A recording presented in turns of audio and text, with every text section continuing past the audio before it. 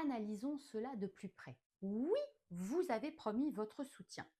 Non, vous n'êtes pas responsable de la situation difficile dans laquelle se trouve votre ami.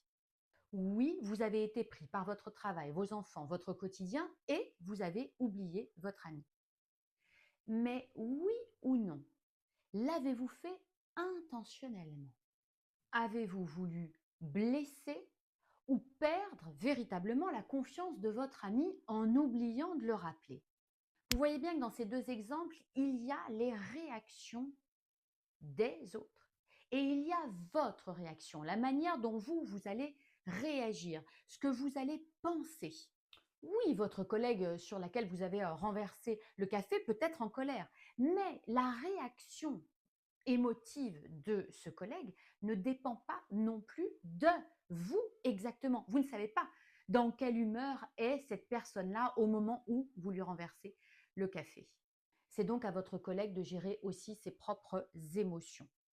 L'essentiel, c'est que vous ayez proposé quasi immédiatement une solution pour réparer votre faute. Oui, votre ami peut être déçu de votre silence pendant ces quelques jours, mais là encore, vous ne pouvez pas constamment gérer les émotions des autres.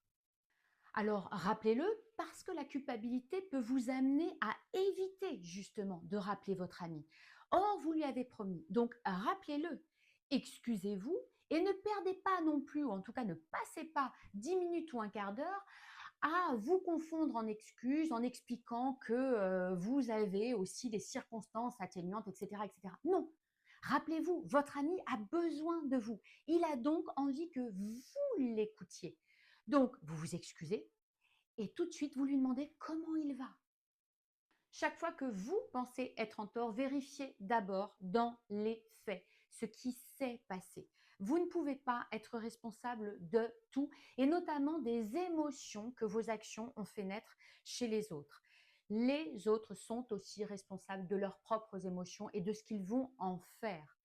Et donc, quand vous analysez les faits, demandez-vous où est votre responsabilité et limitez au maximum toutes vos pensées intrusives, c'est-à-dire gommer, effacer toutes vos suppositions, parce que celles-ci ne sont que le reflet de votre ego, de vos valeurs là qui vous soufflent que normalement vous ne devez pas faillir, que normalement vous ne devez pas décevoir, que normalement vous devez faire plaisir et être parfait. On en rediscutera dans une prochaine vidéo. Allez, prenez soin de vous et puis au besoin, en visio ou en cabinet, je vous accompagne avec plaisir en thérapie TCC. À bientôt, ciao.